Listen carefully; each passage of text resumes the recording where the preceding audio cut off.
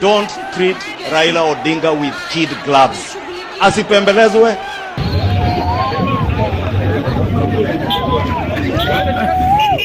Yes guys, welcome back again to our YouTube channel. Things are not good. Mambo yamechemka hapa nchini Kenya. Nilikwambia guys, Raila Odinga amefaulu kusplit ODM party into two. Kuna ile kikosi inapiga William Ruto na kuna ile kikosi iko pamoja na William Ruto. Raila Odinga mwenyewe ako 50-50. So kumechemka. So ukiangalia pale upande wa Nyanza guys, close allies wa Raila Odinga wanaonyesha William Ruto kivumbi kwa TV. That these people want to rig the election using the Luo name and say Raila gave Ruto 98% to Luos. Never. I will say today, I will say tomorrow. I will say Ruto will get a second term because that's what I believe in. Where does Ruto come in there? And guys, nilikwambia Raila Odinga is buying time. He's going to take William Ruto home. Because Raila Odinga hajasahau mambo mengi ambayo close allies wa William Samoei Arap Ruto walikuwa wanamfanyia. The likes of Kimani Ichung'wah. Don't treat Raila Odinga with kid gloves. Asipembelezwe.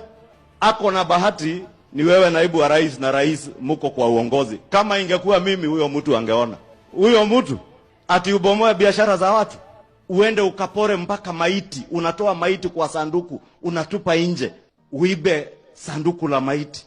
Unabomoa biashara za watu Nairobi. And Raila Odinga, we respected you as a father of democracy in this country. But you have since transitioned from a fighter for democracy to a hired goon. You are now a mercenary for hire, hired by Uhuru Kenyatta to try and blackmail a legitimately elected government by the people of Kenya. We want to demand that the government must now treat Raila Odinga as a leader of goons, as a leader who is leading hooligans who are maiming, raping, and looting people, not just in Kisumu, but also in parts of Nairobi. So I want you to pay attention. Mambo yamechemuka hakuna amani upande wa Nyanza. They are now saying that William Ruto is planning to rig election in 2027 because washatambua, and I want you to listen to their speeches, kwamba washatambua William Ruto kuna ile kikosi sha sneak imeingia kwa IEBC, na hiyo ndio kikosi ya William Samoei Arap Ruto. So now wanasema ya kwamba in Nyanza wanaenda ku make sure iwapo Raila Odinga atasimama ama iwapo Raila Odinga ata support William Ruto, then wao wanaenda kuteua mtu ili afanye nini asimame haribu kura za Nyanza. Because hawataki William Ruto na hawataki Raila Odinga aendelee kusupport William Ruto. Because wa Kenya wamechoka na hii serikali. They want now new faces. Wamechoka hata na Rigathi Gachagua, wamechoka na Raila Odinga, Kalonzo. They want now new faces. Unaona watu wangu? So things are not good at all, and I want you just to listen watu wangu. Jinsi ambavyo fireworks. Unaona fireworks. Close allies wa William Ruto ambao wako ndani ya serikali ya Raila, ambao wako ndani ya ODM party. They are now supporting William Ruto pale kwa TV. Na hii side nyingine inapiga serikali vita tena zaidi, and I want you to pay attention. Kabla tuendelee, ensure guys umelike video. Guys, hii channel imekuwa ikisupportiwa na wewe na imekuwa ikishikiliwa na wewe, so sina budi ila nikusema thanks so extensive kuendelea kusupport hii channel. Zile moments tena nenda kuchukua kulike video, acha Mungu aweze kuonekana, kutetee na kupigania kwa kila jambo ambalo unalifanya kwa menajili ya kufanikiwa hapa nchini Kenya. Without wasting time guys, tunaanza na OJIeNDA. I want you to listen to him.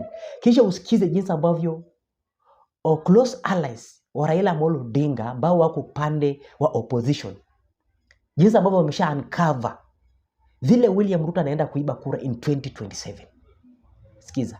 And that's why I tell Gakoya, I must try to be in the ballot for 2027 so that the curse on the Luos will be that these people want to rig the election using the Luo name and say Raila gave Ruto 98% to Luos. Never. Okay. We must protect the Luo vote so that it's not a lie, because they want to use Raila as a poster boy, then rig election through Luo Nyanza and Coast Province, okay. Then say by getting Joho and getting Raila, He's winning. So this is a crime. You can't allow it. To... 2017, the turnout was 78%. In 2022, Nyanza 65, which means that with every time Raila Odinga does those things, people lose faith. If he was to run again, it will be 45% turnout in Nyanza for him, which means that those things, people are not fools. Alfred, as a church boy, let me refer you to a proverb, maybe it can help us. This proverb is Proverbs 17:7. It says, eloquent lips are unsuited to a godless fool. The most important question is, how much worse lying lips to a ruler? This is the proverb. I've quoted exactly that fact. How much worse do you have a lying lips to a ruler? Ruto has a sweet tongue. And don't blame anybody who brought the narrative. Because first of all, you should also be trustworthy. You cannot be that. You are Doesn't that indicate that there's a level of gullibility? Yes. So, but everybody is gullible, Fred. Everybody sitting on this set has been conned. If you have not been conned, you are lying. I've been conned. So we agree that indeed there's level like gullibility levels are very high. But that's why there's a quote saying you cannot lie. Even in the broad-based arrangement, the gullibility is still. Even there's a lie that Raila Odinga is giving Ruto, and there's a lie Ruto is giving Raila. Let me give you just an anecdote story. When I was in Spain, I met a Kenyan lady, Maasai lady, who met a Nigerian man. And the Nigerian man told this lady, I've just been doing wash. I have around $2 million wash, which is hidden somewhere. Let me escape and stay with you for around a few months here so they don't catch me. So he said that. Then the Kenyan lady told her, by the way, for me, I've been able to get Spanish passport, so I'm Spanish. If we get married, then you can become Spanish and get a European passport. So the man said, wow, then they got married, isn't it? After 6 months, they got a baby. They got pregnant, isn't it? Now, these 6 months elapsing, then now when they were supposed to register the child, they found out that this Kenyan has even no papers in Kenya. So she lied to the man that he has a passport.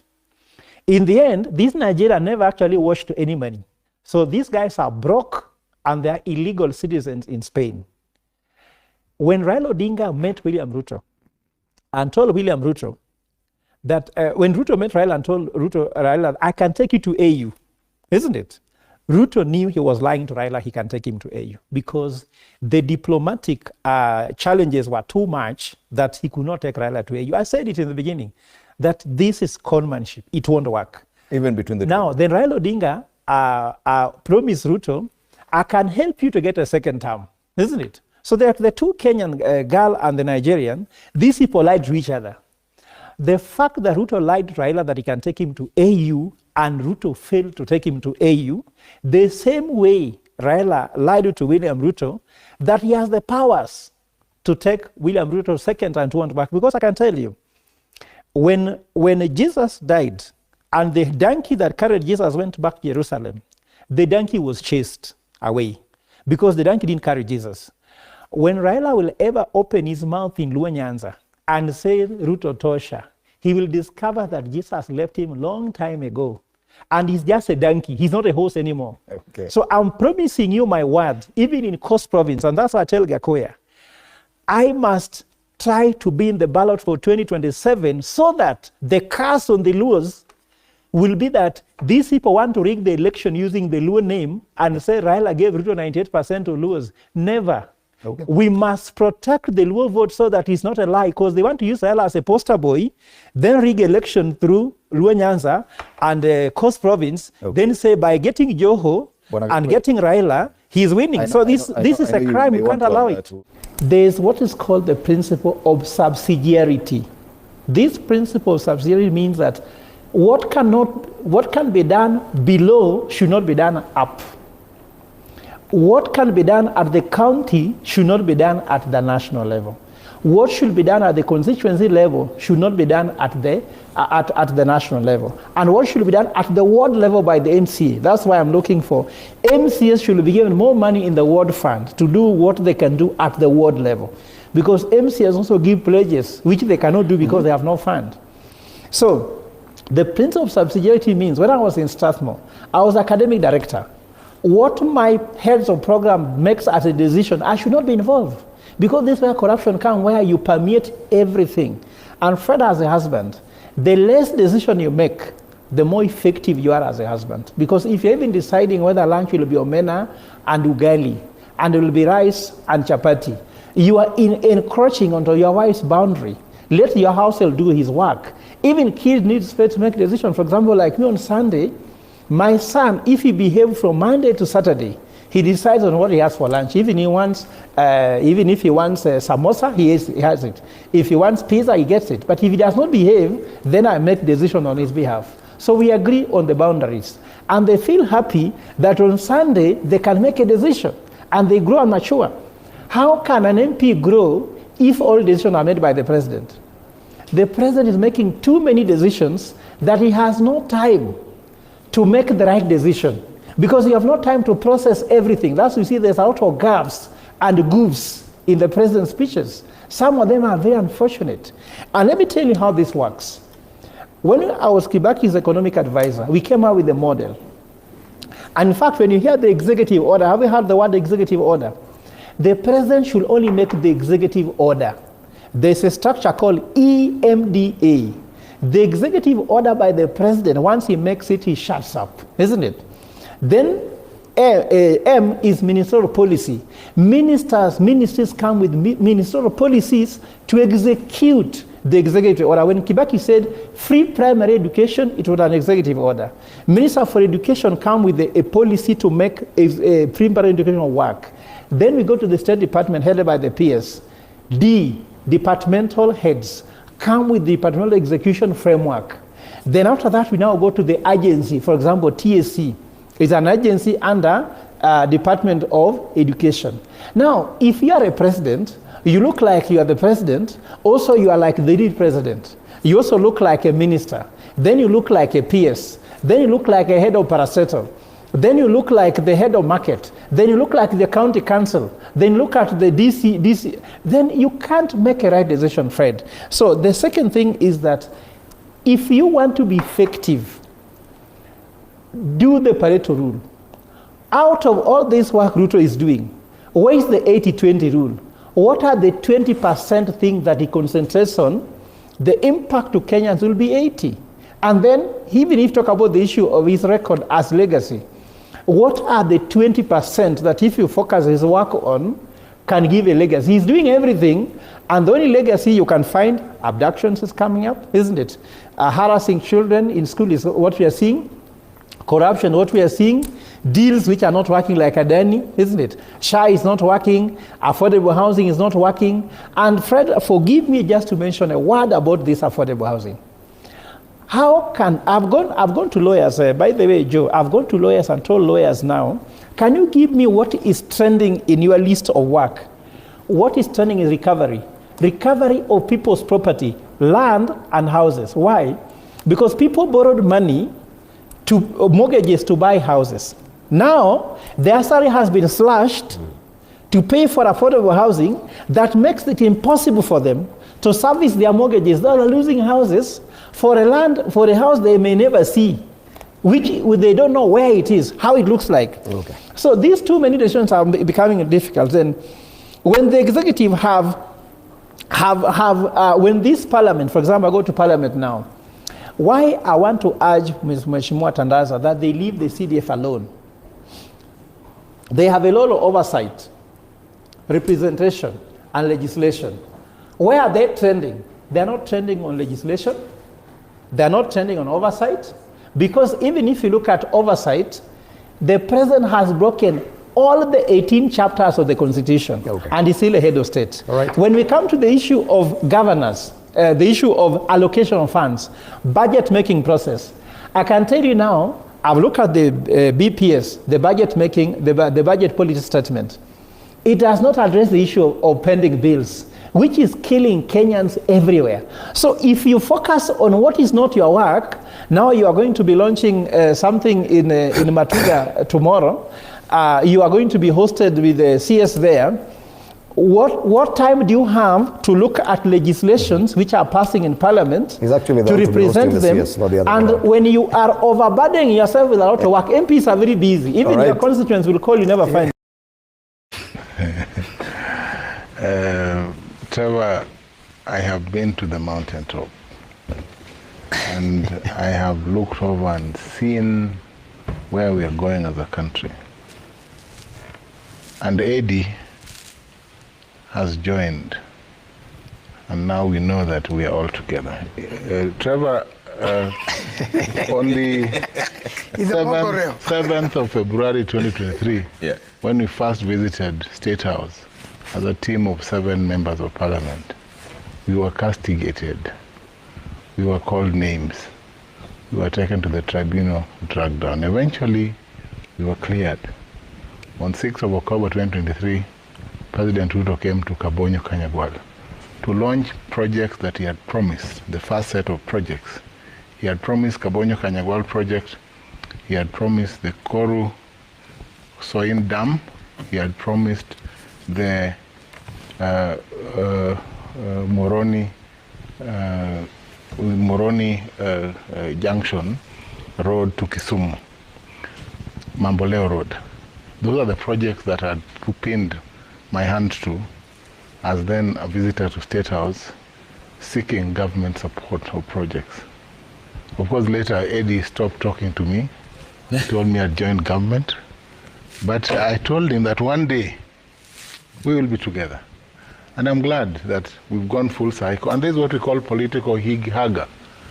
It was inappropriate for His Excellency James Orengo and my learned friend Sifuna to speak the way they spoke at the funeral of Oduor.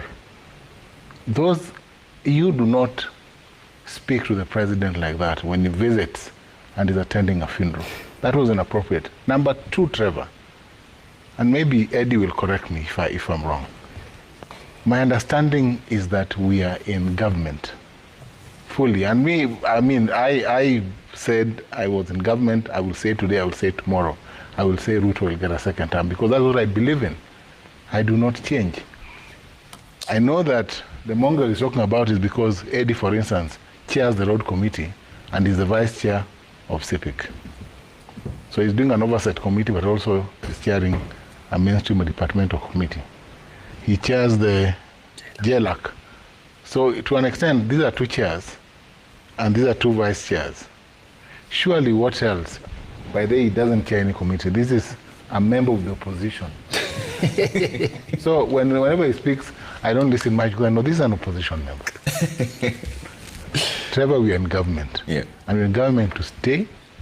In 2027, we'll win the election, and we'll come back again and serve the people of this country. Let us focus on universal health care, improve the affordable housing system that is in frame, ensure that we work on infrastructure for this country. But let us not, and that's why Honorable Sifuna got it wrong. You cannot weaponize children for political gain. And that is why I said the Basic Education Act 2023, the Basic Education Act has to be amended to ensure that plays go through systems and that we have boards that approve all the plays so that we do not have the fiasco that we had in Nakuru where somehow the play slipped through fingers and we had a non-educational and non-academic director play right to the end and was present when the play was supposed to be staged. That was a political, the intention of Malala was purely political. Okay. And we must not have that repeated. Of course, I said that it was wrong to tear gas children. That cannot be supported, but... all the time, and the government, when it deserves it. So, the first duty of a citizen is that we have a country that has its boundaries called Kenya. I think all of us, regardless of what's happening in the country, all of us owe the country support, but not the government of the day. The government of the day will get support only when it deserves it. And I personally follow that to the letter, that we have a country that we must always ensure is as a going concern. And the Honorable Okela has told you about what's happening in the region. And so I think this statement by the CDF was made not in a press conference called to address the issue. It was at an international conference where there were audiences and there were so many speakers in there. And I believe from where they sit, and I've been in meetings because of my position in Parliament, where they have warned us about what's happening in the region and in the country. And I would imagine that that is a context in which he was speaking. That, look here, guys, this is how the region looks like. This is how our country stands. So that even as we do our politics, always remember that we have a country to protect. And I want to assume and pray that that is the context in which he was speaking. Whether as it may, there's something that nobody can stop. Not a gun, not the CDF, not even the NIS. The expression of people's minds and opinions. Free speech, freedom of thought. These ones are the bedrock of our constitutional political affairs.